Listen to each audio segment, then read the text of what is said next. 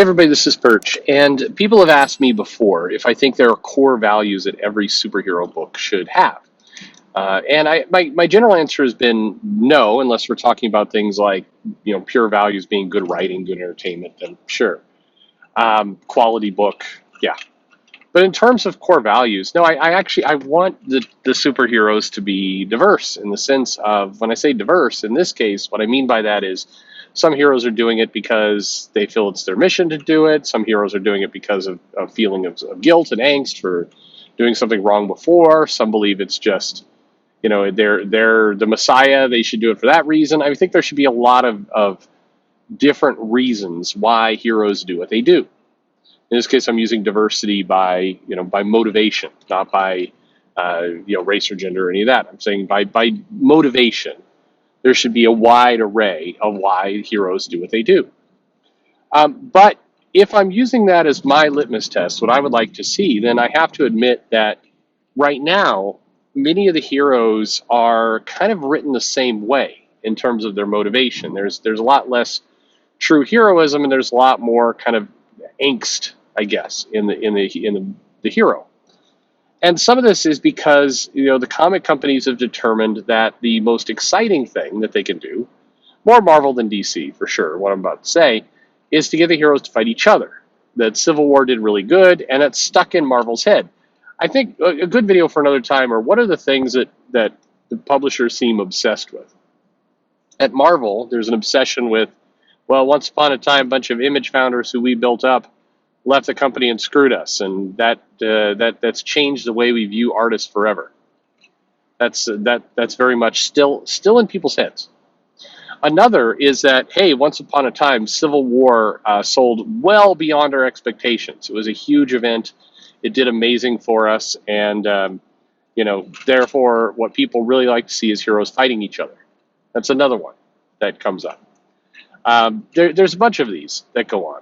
But when your main plot, when your main kind of event is that heroes have to fight each other, then you become kind of limited in the motivations behind the heroes themselves. They've got to dive into the flawed aspect, which brings up kind of another thing that that the comic publishers believe, and that is that if the comic character is to be compelling, they have to have flaws. They have to have dark desires. They have to have aspects to them that make them troubled. And I think a lot of people miscategorize, what made Marvel successful in the beginning, because a lot of people point to this was Stan Lee's model of, the characters have flaws, the characters have to struggle, and it's more realistic that way.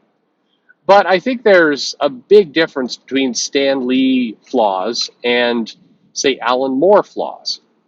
And a lot of writers are really hung up on the Alan Moore side of things, which, again, works for some comics, but not all. I go back to I want some of my comic characters troubled. I want others to not be troubled and just believe in what they're doing. And I want to have a good array. And if you make them all like Alan Moore, then they become as one-dimensional as if it was the 30s and the character is just flying off to fight the Japanese. That was not 30s, I guess 40s. But that was one of the problems of that era, is a lot of the comics were very one note.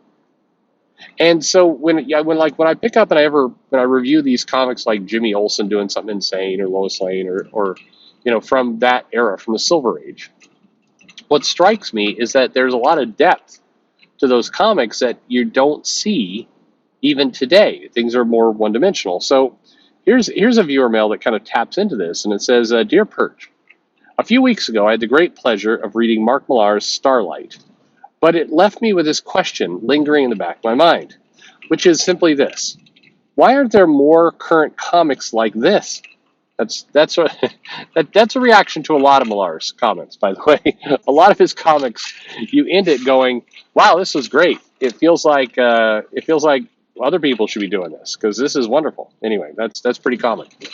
But it has now dawned on me why most current day comics, and to a large extent why franchises like Star Wars, have alienated portions of the masses: the lack of classical heroism. What I found most refreshing about Starlight was how straightforward it was with its hero. Duke McQueen was an actual hero with no dark secrets behind his heroics, unlike how Tom King deconstructed Adam Strange. The current crop of writers reflect the sense of political correctness that permeates the essence of the cancel culture, where they have to dredge up something that some people generally like. This is more common within the comic book industry because a lot of current pros come off as bitter and insecure losers that make Kirk Van Houten look like an alpha male. He has a race car bed. Thus makes perfect sense that their personal issues influence the cynicism of their writing and the participation of cancel culture. By the way, I think it's less. I don't think that's as big a factor as you think, personally. But all that cynicism does is lead to so-called deep deconstructions of previously established heroes that end up praised by a cynical media.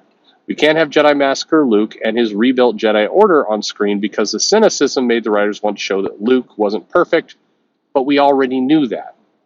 They're just projecting their cynicism in their works. It drains all the fun and excitement out of the work, making it kosher to their tastes.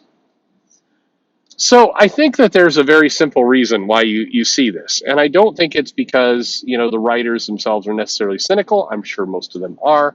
But the writers were cynical back in the 60s and the 70s. I mean, looking into the life of a Steve Ditko and what he did, looking into many of the comic writers, there was a far degree of kind of dour cynicism in some of the greatest writers and creators in comics.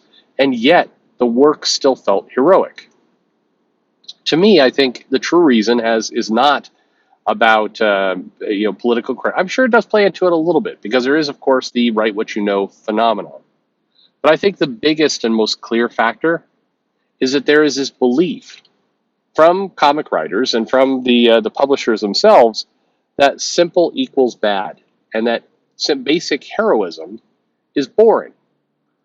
People can't relate. And I say this with a lot of confidence because and this isn't even just my private conversations. If you look at interviews with writers and you look at interviews with people like Tom Brevoort or Dan Didio or others, they, and what the operative phrase is, they say the quiet part out loud. It's not really a quiet part. It's a very closely held belief. And that belief is, a character that just is a Boy Scout, a character that just goes up and just is a hero because because of heroism, is boring. It's impossible to relate to. When people talk about this is slightly different, but when they talk about why did we need to break up Peter Parker and Mary Jane's marriage, and one of the consistent reasons, and I believe they believe it. I think they're completely wrong, but I think they believe it. One of the consistent messages that we get is nobody can relate to a happy Peter Parker in a stable marriage. Nobody can relate to that. And that, maybe to your point, does reflect back on the overall cynicism of these creators who, maybe they're cynical about the world. A lot of people in the arts are, and therefore they need to reflect who they are and what they know, as opposed to forgetting that in many cases, escapist entertainment, people are picking it up because they want to escape cynicism. They want to escape problems. They want to actually see idealistic heroism. And what's peculiar about this is the comic publishers, the comic creators, they realize this on some level because they certainly give us, idealized bodies. In many cases, I mean, when you've got Nightwing up there with, an ass you can bounce a quarter off of, they realize that people want escapist entertainment of beautiful people to look at, even with all of the comments have been made about, the women can't be drawn sexy anymore. The reality is, if you look at the women in comics, including the ones drawn today, there's definitely been a breast reduction that's gone on. But if these women were wandering around in real life, if you went to the mall and the current Marvel female characters are wandering around you, it would be like a supermodel parade. They're all tall. They're all, by and large, they're all in excellent shape. They're all hot. Yes, they do not have, triple D breasts anymore, but they're still big compared to what you see in real life. Carol Danvers flies around in a skin-tight spandex suit. She's got a body that is unlike what you see at, your average Applebee's on a Friday night. She is, she's not getting that body eaten at Arby's. I'll tell you that. But people, the writers, the artists, the people producing understand about the desire for their readers to want an idealized form in the appearance of their superheroes. But where they, again, I think have been misled by the popularity of an Alan Moore or some books in the past, is to say, well, unless we deconstruct them, unless we make them miserable, unless we reveal there's a deep, dark secret, nobody can relate to them. If Tom King's writing Adam Strange, he can't just write an Adam Strange that is having good space adventures. And the comparison to Starlight is really good, because Starlight is a wonderful story about heroism, and that's what Adam Strange should be. That's what he should be for DC. That's exactly what you would expect, what you would hope. That's what people want to read. That doesn't mean all the characters have to be that way. Wolverine as a character should be cynical, should be gruff, should be this kind of loose cannon that has to rise to the occasion. Absolutely, that should be Wolverine. But you don't make all the characters into Wolverine. You don't make all the characters dark and depressing, and you don't have the attitude that if you don't do that, then the characters are too white bread, too boring. But this is a problem that Superman and that Captain America and other characters face right now, is this idea of like, unless we make them dour, depressed, cynical, and thus complex, nobody will read it. Nobody will be interested in it. But to the contrary, if you look at movies, if you look at stories, if you look at other forms of media, what you discover is that, yeah, there is a deep desire of people to have that kind of idealized content. That's what they want. That's what they ask for. That's absolutely what people are interested in. So why not provide that? And again, I go back to the same argument of, why not provide that at least a few times in your comics? You're publishing 80 comics a month. Why not have a few that are positive, that are leaning into heroism? Why not? Do you really need all of them to be dark and dour and depressing? No, of course not. But this is often what we get into. So I think that the key here is that the publishers and the writers believe that you're not telling a really complex work. You're not telling something that's interesting unless you're making that character depressed with a dark secret who's got deep flaws down, and that's the go-to. Unfortunately, because almost all the characters are now being written that way, it's less interesting than ever because there's less diversity than ever. When all the characters' personalities are the same, what are you really doing? What have you really accomplished? And the answer is you've turned everybody into an Alan Moore, dark and gritty character. That's not helpful. Anyway, great question, and let me know what you think in the comments below. Like and subscribe, of course, and thanks for listening.